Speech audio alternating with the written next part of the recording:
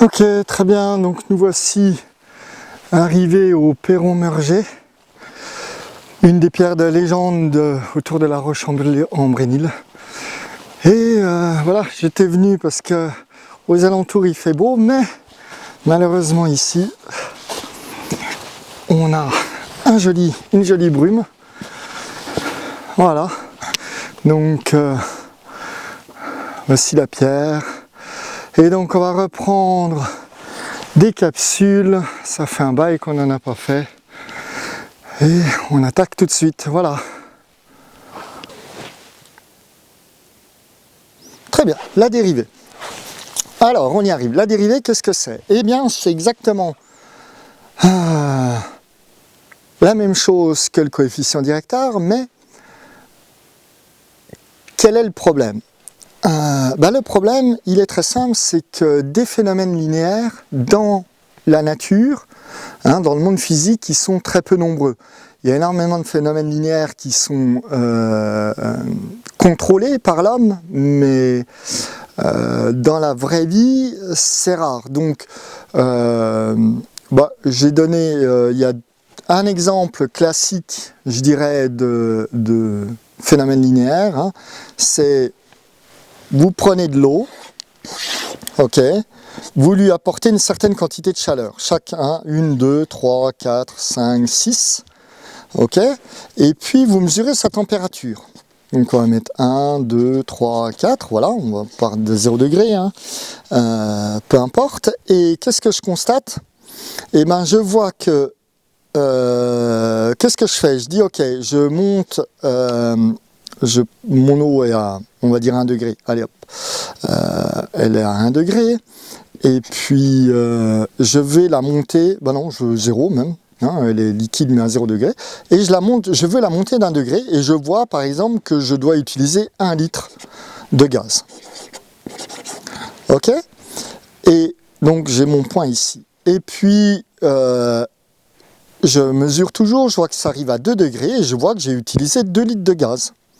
3 degrés, je vois que j'ai utilisé 3 litres de gaz, et je vais avoir une superbe ligne comme ça. Ok? Et je constate que j'ai un phénomène linéaire. Ok, et ça, ce que je t'ai décrit là, c'est ce qu'on appelle la calorie, qui n'est plus une mesure utilisée, mais qu'est-ce que c'est que la calorie? Eh bien, c'est la quantité de chaleur qu'il faut apporter à 1 gramme d'eau, d'accord, pour l'augmenter, pour le delta plus de 1 degré. Celsius ou Kelvin, ça ne change rien. Donc ici, c'est ce qu'on appelle la calorie. Et donc là, on a un joli phénomène linéaire, d'accord?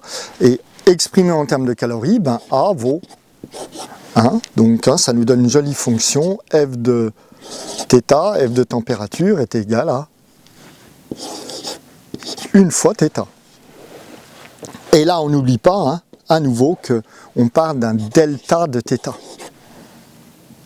C'est-à-dire que ça, c'est une variation. Il ne faut pas perdre de vue que ce qu'on dit ici, c'est de combien j'ai apporté 1 litre de gaz, par exemple. 1 litre de méthane, on va dire. Ok, et ça, c'est ce qu'est ma calorie. Donc, c'est un joli phénomène linéaire. Je pense que pour la dilatation des matériaux, on doit avoir quelque chose à peu près de linéaire, je ne sais même pas, il faudra que je m'en préoccupe un jour. Voilà, mais ça ne va pas changer ma vie. Je ne construis pas de pont,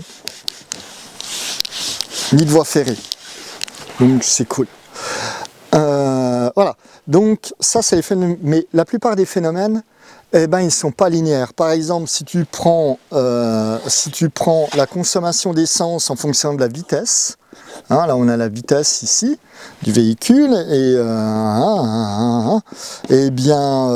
là c'est la consommation d'essence, c'est le litre d'essence ou le machin, et bien on constate que c'est pas du tout linéaire, c'est quelque chose qui va comme ça. C'est dramatique, c'est-à-dire que plus on va vite, plus vite, et plus on consomme plus. C'est pas proportionnel.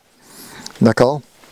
Donc voilà, c'est pour ça que tu peux faire des voitures qui vont à 350 km/h.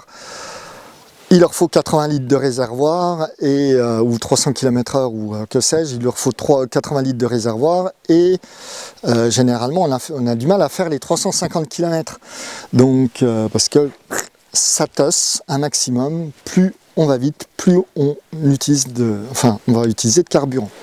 Donc on se trouve dans cette situation, et là qu'est-ce qu'on constate? Alors je vais enlever ça, je mets plus que la courbe représentative du phénomène. J'insiste, hein. Ça c'est pas une fonction, c'est une courbe représentative, c'est la courbe qui représente la fonction.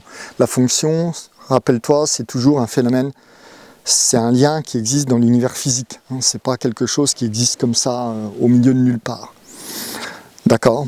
Donc ici, qu'est-ce que je constate? Ben, on est d'accord que mon delta, mon A, mon coefficient directeur, ok, c'est un delta Y sur un delta X, et quand j'ai un phénomène linéaire, et ben ça c'est constant.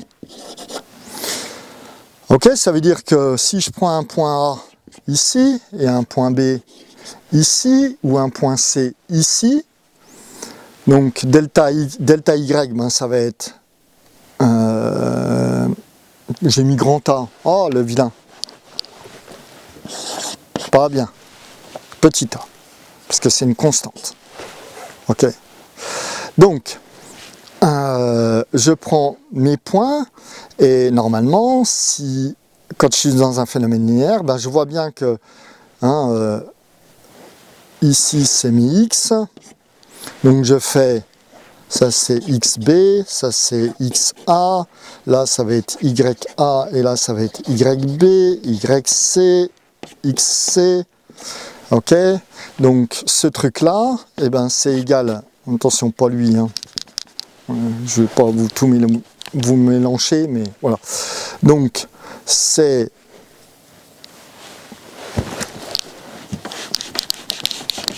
moi, hein, c'est mon delta y sur mon delta x, donc c'est égal à xb moins xa sur...